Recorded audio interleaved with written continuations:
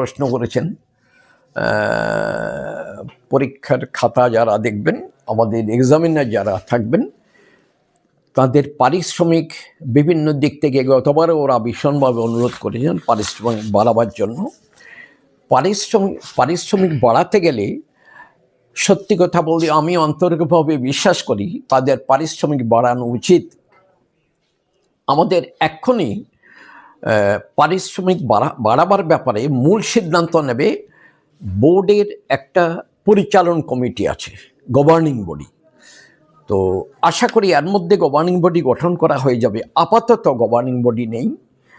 আমি আন্তরিকভাবে চাই পারিশ্রমিক কিছুটা বাড়ানো হোক, তবে গভর্নিং বডি হওয়ার পর গভর্নিং বডির সামনে বোর্ডের দিক থেকে আমাদের বক্তব্য জানাবো যে পারিশ্রমিক যেন কিছু বাড়ানো হয়।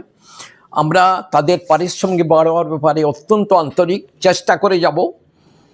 আর গভর্নিং বডি যখন গঠন করা হয়ে যাবে তখনই সিদ্ধান্ত নেওয়া হবে।